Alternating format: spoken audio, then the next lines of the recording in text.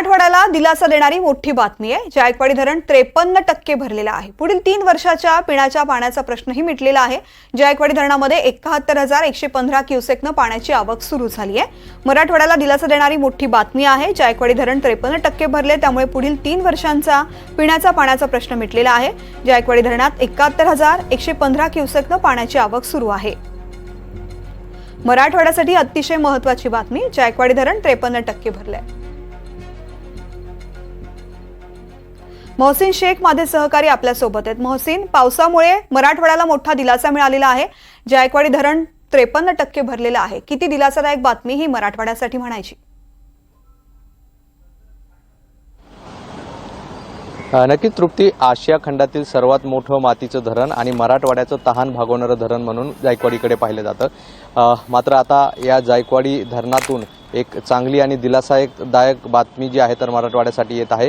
या धरणातील पाणीसाठा जो आहे तो 53% पोहोचलेला आहे आणि जी आवक देखील आता वाढलेली आहे। 97,000 पर्यंत आवक गेलेली आहे। त्यामुळे जायकवाडी धरणाने अर्धशतक गाठलं असं आपल्याला म्हणता येईल आणि मराठवाड्यावरची तहान भागवणारं हे धरण असून सोबतच संभाजीनगर आणि जालना या 2 शहरासाठी हा महत्त्वाचा धरण समजला जातो, कारण या दोन्ही शहराचा पाणी पुरवठा या जायकवाडी धरणावर आहे। सोबतच संभाजीनगरमधील जेवढ्या औद्योगिक वसाहती आहेत त्यांना देखील जायकवाडी धरणातूनच पाणी पुरवठा केला जातो।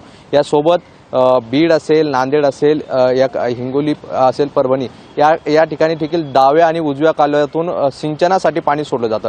त्यामुळे जायकवाडी धरण यावर्षी भरेल का अशी सगळ्यांना याकडे सर्वांचं लक्ष लागलं होतं। मात्र नाशिकमध्ये ज्या पद्धतीने दमदार पाऊस झाला आणि तिथली धरणं ओव्हरफ्लो झाली आहे, त्यामुळे गोदावरीत पाण्याचा विसर्ग करण्यात आला आणि तोच पाणी आता जायकवाडी धरणात येत आहे आणि जायकवाडी धरणाने आता अर्धशतक गाठलेलं आहे। त्यामुळे 3 वर्ष तरी आता पाण्याचा प्रश्न जो आहे तर तो मिटलेला आहे आणि हा मराठवाड्यासाठी मोठा दिलासादायक बातमी आहे असं आपल्याला म्हणता येईल। आता नाशिकमध्ये अजूनही विसर्ग तिकडून सुरूच आहे आणि जर आणखी असाच एक टप्पा पावसाचा जोरदार नाशिकमध्ये झाला तर यावर्षी जायकवाडी धरण पुन्हा 100% भरू शकतो अशी ही अपेक्षा व्यक्त केली जाते। निश्चित मोहसिन, कायमच तहानलेल्या मराठवाड्यासाठी अतिशय आनंदाची ही बातमी आहे, कारण जायकवाडी धरणानं अर्धशतक गाठल्यानंतर आता पिण्याच्या पाण्याचा प्रश्न 3 वर्षासाठी मिटलेला आहे। मोठी बातमी आहे। धन्यवाद या संपूर्ण माहितीसाठी।